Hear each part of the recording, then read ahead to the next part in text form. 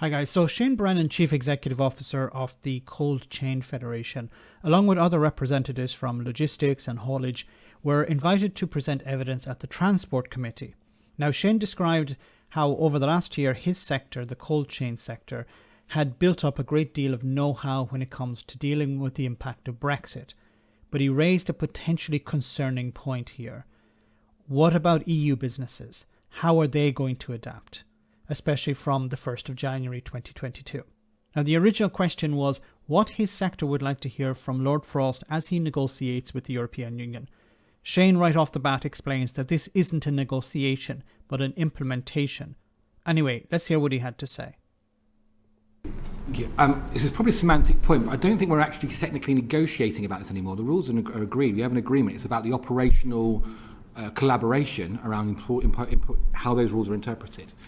I think there's a lot. We shouldn't be complacent about the scale of what's coming on the 1st of January. I think that we've got a lot of experience now. We've got a lot more capacity in the market than we had previously. But the big X factor in what's happening on the 1st of January is we're asking the rest of the EU, the countries of the EU, the businesses across the EU, of which there are 27 nations, hundreds of thousands of businesses. They're going to have to start doing things now to do with Brexit. And it's a long time since Brexit happened in terms of their consciousness. So I think the level of preparedness going into 1st of January and 1st of July is a worry. And I guess I'm concerned that there is a lesser amount of activity around preparation going on within certainly in terms of engagement with external stakeholders, meetings, frequency of communications about what's happening with the 1st of January changes. And the second point is, what are the operational plans for if things start to jam up? We've got a new government a goods vehicle movement system for the haulers have to operate coming in from Calais to Dover on the 1st of January. Entries have to be made. What happens if lots of vehicles turn up without having made those entries? Is the Port of Calais going to let them in? Are they going to get onto the ferries? Are they going to get onto the trains? And if they don't, where are they going to go? And that could become a problem. And who's going to talk to who at what point in that situation? I think we can need a bit more clarity on that to make sure that we know what the UK government's overall approach is.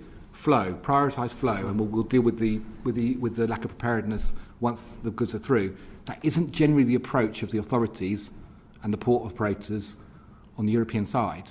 So there could be a big communication fall down there potentially. I don't want to catastrophise because I think we all know what we want to achieve, but it's about that operational collaboration and is it in the right place? And I think this is a very valid point. The idea that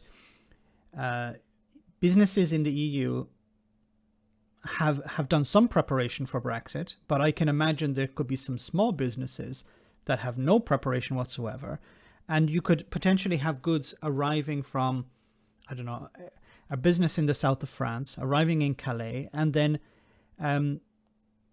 some issues arising with those goods which would cause delays. Now, we've heard before how a delay of just a couple of minutes to each driver can create massive tailbacks. So, what needs to happen here is there needs to be engagement with the European Union, because this would potentially create problems for UK businesses trying to import goods from the EU. And of course, remember, the UK is an island. It relies on EU imports. If there are delays, it will create problems for those businesses. And what's been talked about also in many of these select committees is it's not so much the time, it's about reliability. Because a business needs to be, a business can say, okay, if we have to wait a certain amount of time, that's okay. We can factor that in. But if there's uncertainty, then we're not able to operate correctly as a business. And it creates massive problems for us. So I think there needs to be engagement between the UK government and the EU. And this type of behaviour we're seeing from the likes of Lord Frost and Boris Johnson's government is not helping British businesses. It's creating conflict with the European Union. There needs to be cooperation here. Now, from the 1st of January, customs checks, SPS checks are going to be carried out.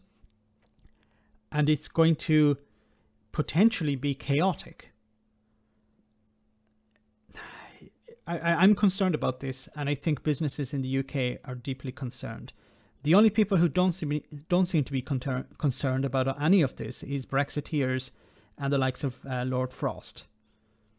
He's trying to create problems with the Northern Ireland Protocol, trying to extract concessions over that, when the real problems facing Britain is not the Northern Ireland Protocol. The Northern Ireland Protocol is working fine.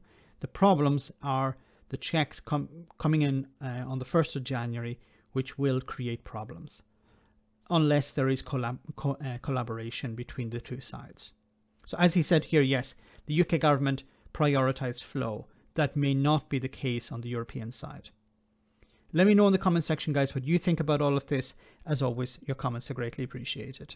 Thanks a lot.